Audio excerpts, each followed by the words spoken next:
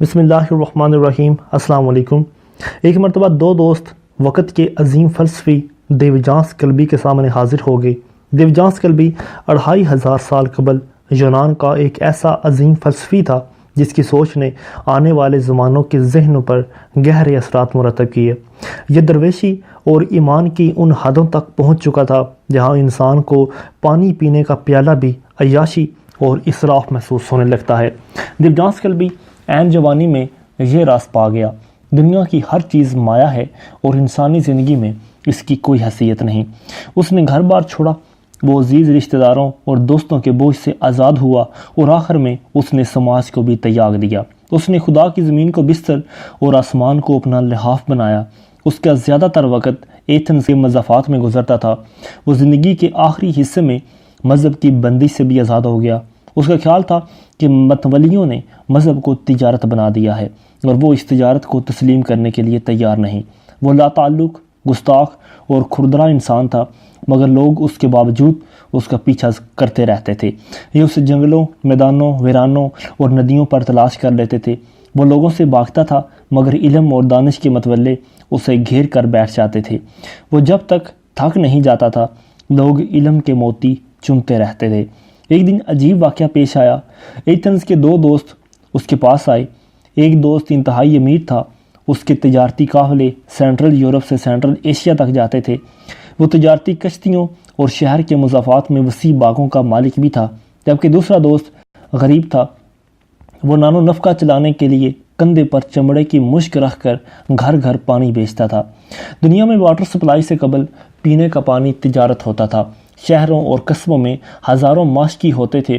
یہ لوگ میٹھے کنویں سے پانی کی مشکیں بھرتے، لوگوں کے گھروں تک پانی پہنچاتے اور معاوضہ وصول کرتے۔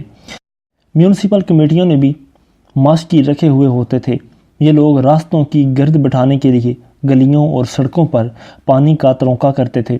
یہ مشک بھر کر سڑک پر آتے تھے، مشک کا منہ ہلکا سا کھولتے اور سڑک پر پانی کا چھڑکاؤ کرتے جاتے تھے۔ اس چھڑکاؤ سے گرد بیٹھ جاتی تھی۔ یہ سسٹم پرانے زمانوں سے 1980 کی دہائی تک جاری رہا۔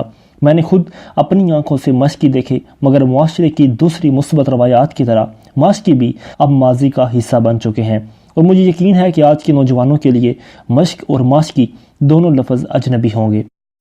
چنانچہ ہم دیوجانس کلبی کے پاس واپس آتے ہیں۔ وہ دو دوست، ان میں ایک انتہائی امیر اور دوسرا انتہائی غریب تھا۔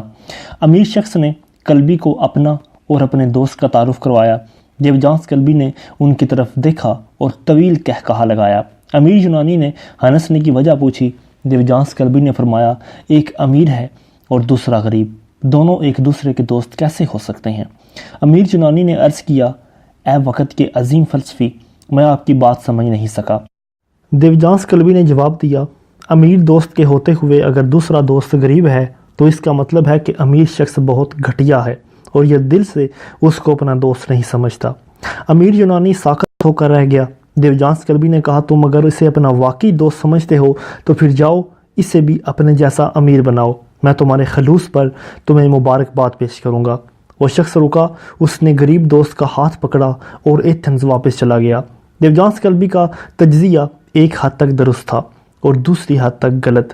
ہم پہلے غلط کا تجزیہ کرتے ہیں۔ ہمارے ملک میں لاکھ لوگوں میں سے صرف ایک شخص زندگی میں اپنی کلاس تبدیل کر پاتا ہے۔ صرف ایک شخص جاہلوں میں رہ کر اعلیٰ تعلیم حاصل کرتا ہے۔ صرف ایک شخص غربت سے عمارت تک جاتا ہے۔ صرف ایک شخص ناکامیوں کے کیچڑ سے کامیابی کے خشک پتھر پر پاؤں رکھتا ہے، اور لاکھوں میں سے صرف ایک شخص اپنے والدین کے لائف سٹائل سے جان چھڑا پاتا ہے۔ اگر یہ شخص اپنی کامیابی کے شیش محل میں اپنے جاہل، نالائق اور سست رشتہ داروں اور دوستوں کو بسانے کی غلطی کر بیٹھے تو یہ لوگ چند دنوں میں شیش محل کو برباد کر دیتے ہیں اور کامیاب انسان کو بھی پاگل کر دیتے ہیں، اور یہ پاکستانی معاشرے کی عام مثال ہے۔ ہم میں سے ہر کوئی ایک شخص اللہ کے کرم اور اپنی محنت سے کامیاب ہوتا ہے اور آخر میں اپنے کسی نالائق بھائی، لالچی بہنوئی یا ظالم سالے کے شکنجے میں پھنس جاتا ہے اور اپنی بے وقوفیوں پر ماتم کرتا ہوا دنیا سے رخصت ہو جاتا ہے۔ یہ اپروچ 100% غلط ہے۔ ہم اب آتے ہیں دیوجانس کلبی کے فلسفے کی طرف۔ ہم اگر زندگی میں کامیاب ہو جاتے ہیں تو پھر ہم پر فرض ہو جاتا ہے کہ ہم کامیابی کی یہ جھاگ اپنے عزیزوں رشتہ داروں اور دوستوں کے دودھ کو بھی لگائیں۔ اگر ہم کامیاب ہوں گے اور ہمارے رشتہ دار اور دوست ناکام ہوں گے تو آپ خود تصور کیجئے کہ ہم کیسے مطمئن زندگی گزار سکیں گے۔ چنانچہ ہم پر فرض ہے کہ ہم اپنے گرد و نواح میں موجود لوگوں کی حالت تبدیل کریں، اور دیوجانس کلبی کا یہ مطلب تھا۔ اس کی نظر میں امیر دوست کے ہوتے ہوئے غریب ہونا زیادتی تھی۔ یہ بات بھی 100% درست ہے۔ اب سوال یہ ہے کہ ہم دیوجانس کلبی کے فارمولے پر کیسے عمل کر سکتے ہیں۔ آپ کبھی اپنے کسی عزیز رشتہ دار اور دوست کے ساتھ اپنی کامیابی شیئر نہ کریں۔ آپ انہیں اپنے ادارے، اپنی دولت میں حصے دار بھی نہ بنائیں۔ آپ انہیں صرف وہ فارمولہ ٹرانسفر کر دیں جس پر عمل کر کے آپ کامیاب ہوئے۔ آپ کو جس فارمولے نے امیر بنایا تھا۔ آپ کے دوست اگر آپ سے مچھلی پکڑنے کا طریقہ سیکھ گئے تو یہ چند مہینوں میں اپنے قدموں پر کھڑے ہو جائیں گے، اور یوں آپ اس کا رشتہ دار یا دوست ہونے پر شرمندہ نہیں ہوں گے، اور نہ ہی وہ شرمندگی محسوس کریں گے۔ آپ دوستوں میں تلی ہوئی مچھلیاں تقسیم نہ کریں، آپ انہیں کانٹے خرید دیں اور انہیں ایک مچھلی پکڑا دیں۔ آپ کی ذمہ داری ختم ہو جائے گی۔